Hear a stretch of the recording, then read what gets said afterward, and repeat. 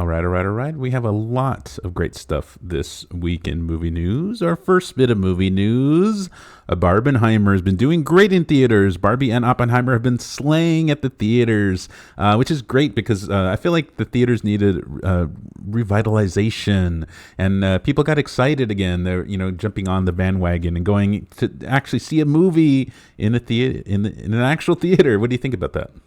It's awesome. Yeah, I think it's great. Hopefully this trend continues. Hopefully people get excited about seeing things in theaters. But like I said in our last episode when I was talking about the whole industry and whatnot, this is what happens when you have filmmakers who have a passion for what they do, and they have a excitement about what they're making. Not just making it solely to make money, but because they have like some kind of passion behind the project, and I think that gets people excited. Do you agree with that? 100%, I agree.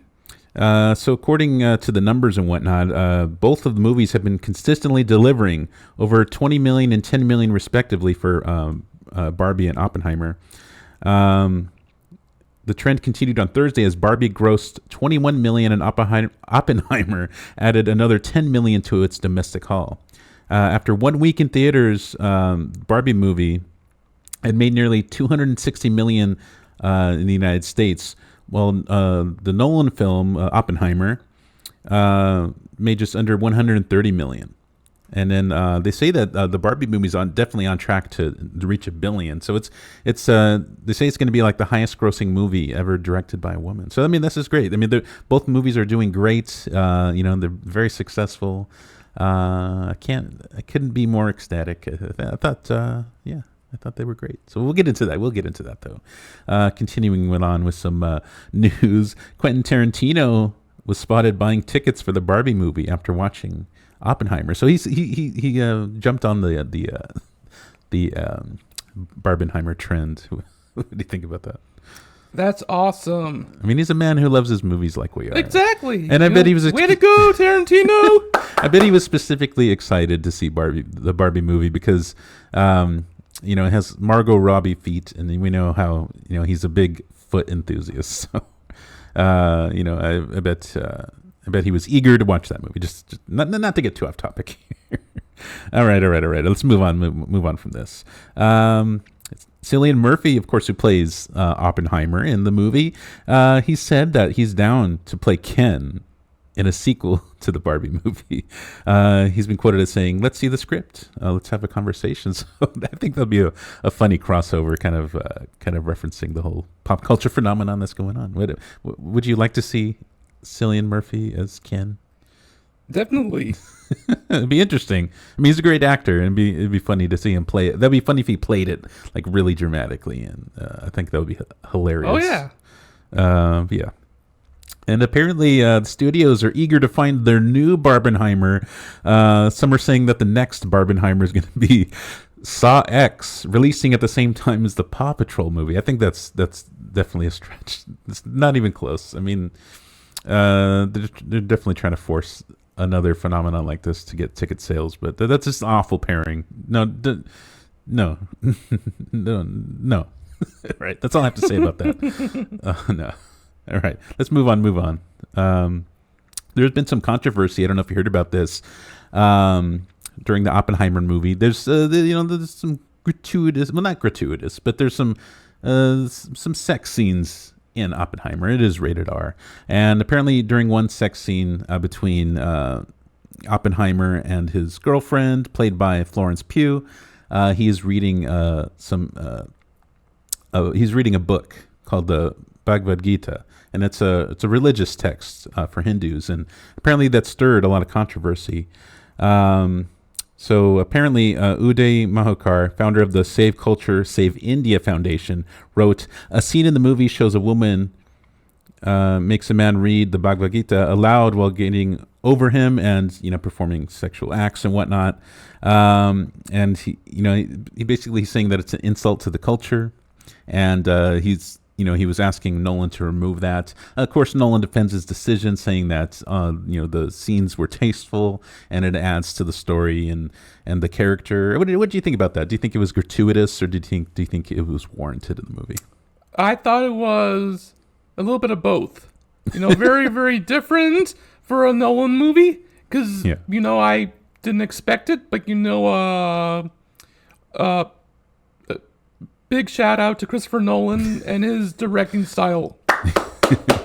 I like how you're staying away from the controversy. It's fine, I mean, I can see his point. Like, I mean, I don't know if that really happened in real life, and did he need to include that scene where he was reading the book while doing that? I don't know.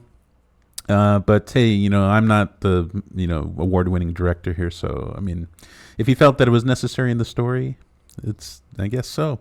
But yeah.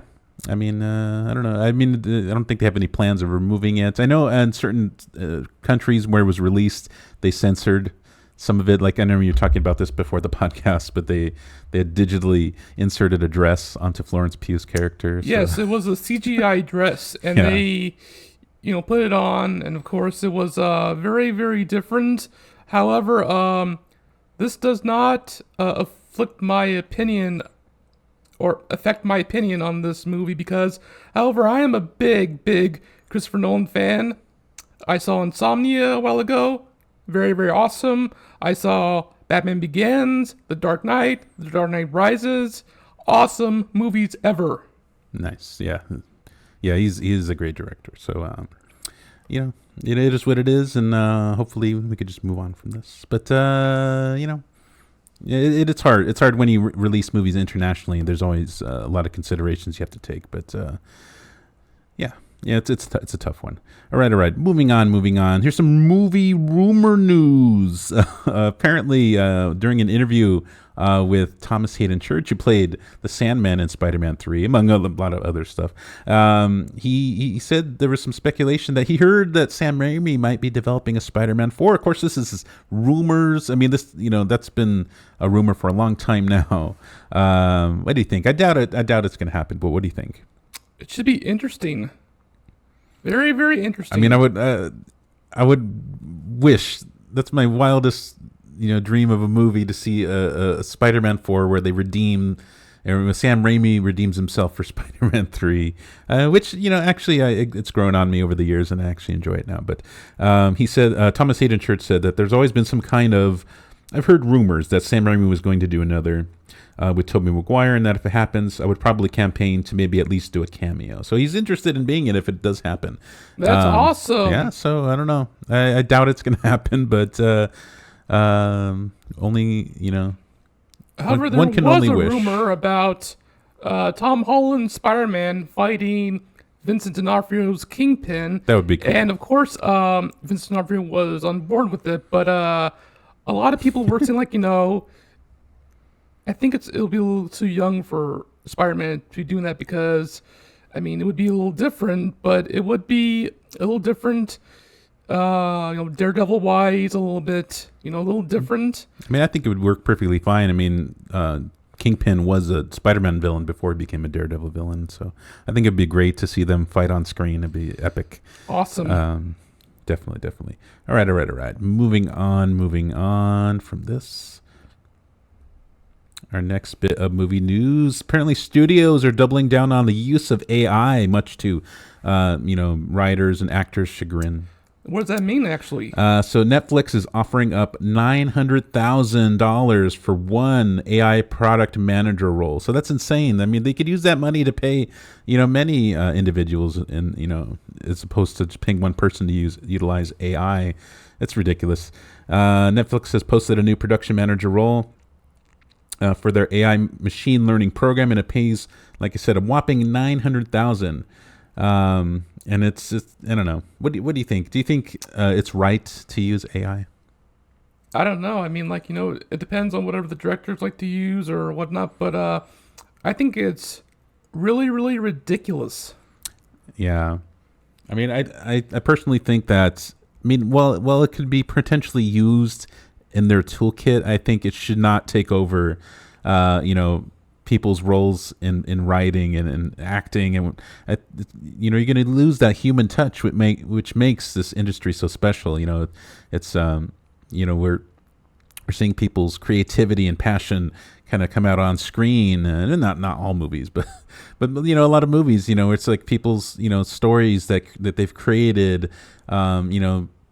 culminations of life experiences that made into a movie or a TV show, and then you're gonna basically steal all that, put it in a blender, and then just plop it out like some digital vomit.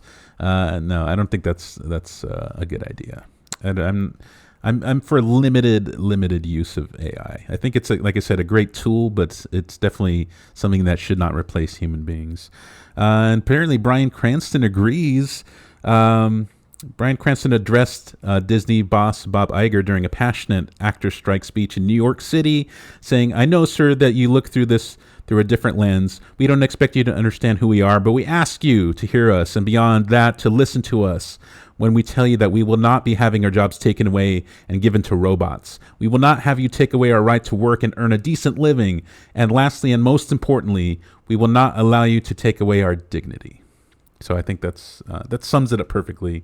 I think, creativity should be left to the people. Would you agree? Definitely. Me too. I definitely agree. All right. Our next bit of movie news. Paramount CEO Brian Robbins says that they are moving away from releasing original animated movies in theaters, instead focusing on IPs, which is an intellectual property. So pre-established, characters or stories. And he said he's been quoted as saying, "We're not going to release an expensive original animated movie and just pray people will come." So they're banking on taking properties like I don't know what, Transformers or something, and making a movie about that, and people know the Transformers name and whatnot. What do you think about that? Would you prefer to see original stuff on screen, or do you want to see more pre-established characters? Probably pre-established characters, stuff like that. And then, of course, animated movies in theaters, of course. But I get where they're coming from. It's like they want to stop using AI. There was a talk about using minimal CGI with the movie called Oppenheimer. Oh yeah, I heard that they didn't use any CGI, which is great. I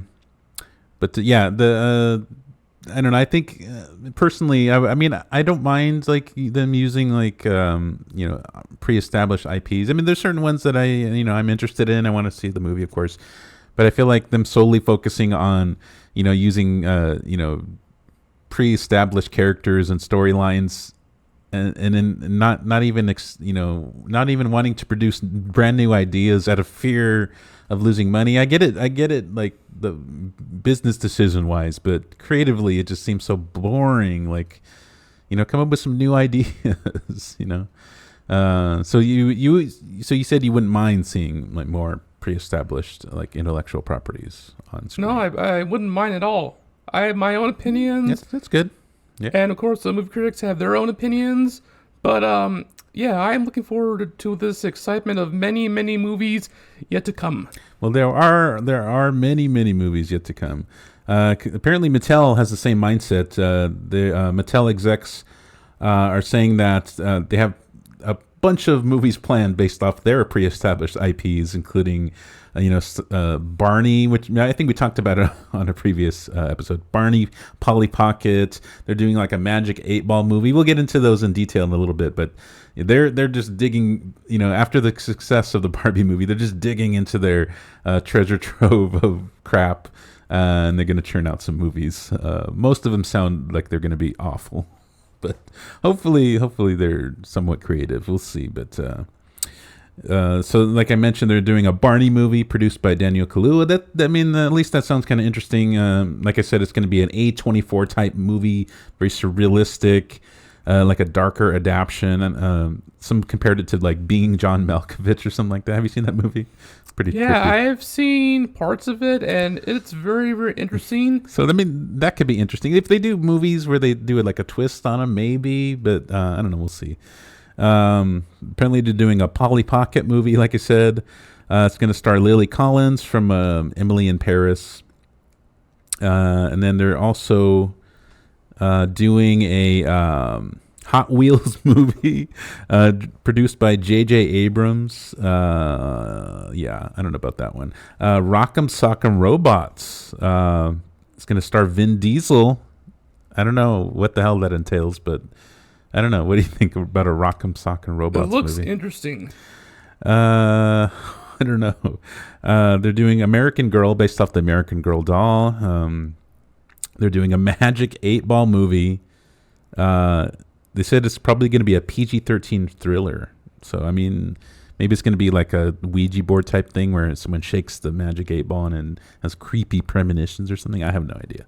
Masters of the Universe. We talked about this. So they were originally going to do one on Netflix, a movie, but it looks like they're going to do it like an actual big screen production here. So they probably envision it as like a new franchise and whatnot. So we'll see. We'll see what happens. Major Matt Mason starring Tom Hanks. I don't know what the fuck that is, but have you heard of Major Matt Mason? No, I have not. Apparently, Hanks will star as a Mattel astronaut action figure from the 1960s. Oh, that explains it. I should have read. Who lives and works on the moon. Anyway, they're making an Uno movie. What does that mean? Uno movie. The top performing card game in the world will now become a movie. How? What is that going to be? I don't even know. They're making a wish. They want to make a Wishbone movie. That could be interesting. Remember Wishbone? Oh, yeah, I remember Wishbone. That was a long time He ago. goes on adventures and about books and stuff. That's going to be great. Apparently, it's produced by Peter Farrelly of the Farrelly brothers, the guys who did Dumb and Dumber and all those movies. They're making a Matchbox movie, like the cars, the toy cars. Okay, I mean, aren't they doing a Hot Wheels movie? Did they do Matchbox and Hot Wheels? And then what are they going to do? Matchbox versus Hot Wheels or some shit? I don't know. Thomas and Friends, the Thomas the Tank Engine coming back.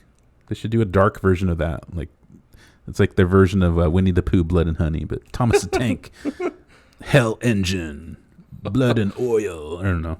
That'd be fun. Viewmaster. What are they gonna do a Viewmaster movie? I have no idea. Long before VR, this is a description. Long before VR, there was a picture viewer that was invented in 1930. Now in an adventure film based on the classic toy. An adventure film about Viewmaster. Oh my God. Okay. And then lastly, there's one called Christmas Balloon. Writer Gabby Lugo, producer Chris Lemos. Not based on a toy, but based on a true story when Mattel donated toys to help make a young girl's dream come true after she tied her Christmas list to a balloon that was found by a grieving couple who worked with the toy company to fulfill the girl's wishes. Mattel looks to produce a family drama drawing from the story. I mean, at least that's like story based, so I can see a movie about that. But Uno? Viewmaster? What the fuck? Anyway, that's my rant. Right. And then, of course, they're wanting to produce a billion Barbie movies and spin-offs and things like that. Many of which I'm guessing they're not going to be as creative as the first Barbie movie. And then, of course, Greta Gerwig says she has no plans to start on the sequel. So, regardless, with or without her, they're going to do one. So, I mean, if she doesn't decide to go forward with doing the second one, they're going to do it anyway, because it's such a big box office hit. So we'll see. I bet this sounds like there could be some interesting ideas in there, and there could be some potential garbage. So only time will tell. Would you agree? Yep, time will tell. All right. Of this whole mystery stuff. The mystery of life. Okay, let's move on. Moving on. Skylar Gisondo is currently the top choice to play Jimmy Olsen in Superman Legacy. I don't know if this is just a rumor or not, but he would be great. I don't know if you're familiar with this actor. Have you seen him in anything? Not really. He's been in a lot of stuff. He was in the Vacation movie reboot. He was in Night at the Museum. That's right. That was him. Yeah, he's in Night at the Museum. He's I don't know if you've seen Santa Clarita Diet. He's also in one of my favorite shows right now, the Righteous Gemstones on HBO. It's a great show. It has John Goodman. He's like the leader of this family who's like a big who own like a mega church. He plays Skylar plays the grandson of John Goodman's character. Gideon. That's his name in the show. But it's a great show. I recommend it for everybody. It's pretty great. But anyway, not to get too off topic here. Yeah, so I think he'd be a great Jimmy Olsen. I think he fits the bill visually. And on top of that, he's a wonderful actor, very versatile. So I can see him in that role easily. So hopefully this is true. I'm looking forward to Superman Legacy. What you thinking about over there? I see you smiling. It looks interesting. Yeah. The guy playing Jimmy Olsen and other stuff, this day looks pretty interesting, if I may say so myself. Definitely. Right. Moving on. Our next bit of movie news. The Emmys have officially been delayed as studios continue to refuse to pay actors and writers fairly. So another one bites the dust. What do you think? What do you think about this scene? Are you going to miss the Emmys this year? A little bit. Yeah. I mean, I don't usually watch the Emmys. I look up the winners afterwards, but if anything, I usually watch the Academy Awards. But even then, it's a hit or miss for me. I'm just glad I watched, that 1 year where we got to see Will Smith slap Chris Rock live. I don't know if it was live, but we saw it happen, as everyone else did in the world, and it was great. Anyway, that's old news. Not to get too off topic here. All right. Next bit of movie news. An iconic Beetlejuice statue was stolen from Tim Burton's set. The Vermont set of Beetlejuice 2 has been struck by thieves who made away with multiple props, including an iconic statue from the first film. For anyone that's listening and not watching, it's the one that looks like a creepy centipede. Apparently, it was recreated for this film and someone stole it. So I don't know. What if they're using it as a back scratcher or a hat rack? I don't know. You can use it as many things, but they got away with a piece of movie history there. So what do you think? Do you think they'll get it back? I have no idea. It's one of those mysteries. It's like how did that ever happen? And how did it happen? I have no idea. But I'm speechless. So many thieves nowadays. People getting away with shit like that. It's tragic, man. I mean, people steal anything. I remember way back when the first Spider-Man movie was being filmed, someone stole some Spider-Man costumes from the set. That was crazy. I remember hearing about that. But I digress. All right. Our last bit of movie news. Alleged sex pest Kevin Spacey has been acquitted of all 9 sexual assault charges in London. I don't know. What do you think about that? It looks. Do you think he's actually innocent, or do you think he just has good lawyers? I don't know. I mean, I don't know, but Kevin Spacey is a really, really good actor, but I didn't know that he had. I had no idea that he was going to be involved in this scandal or whatnot, because he is a really, really good, famously good actor. He's a good actor, legendary, but awesome, famous for The Usual Suspects. Yeah, he's a good actor, but he runs around in circles with some other well-known Hollywood deviants. So I don't know. Is he innocent or is he OJ innocent? That's the question here. Kevin Spacey broke down in tears on Wednesday as a UK jury found him not guilty of 9 charges of sexual assault. Indecent assault and the most serious charge, causing a person to engage in penetrative sexual activity. This means that Kevin Spacey has been cleared of all charges. It took the jury 2 days to come to the decision. The former House of Cards actor has spent the past 4.5 weeks fighting this case. In a statement to the press after the trial wrapped, Spacey said, "I imagine that many of you can understand that there's a lot for me to process after what just happened today, but I would like to say that I am enormously grateful to the jury for having taken the time to examine all the evidence and all of the facts carefully before they reached the decision, and I am humbled by the outcome today.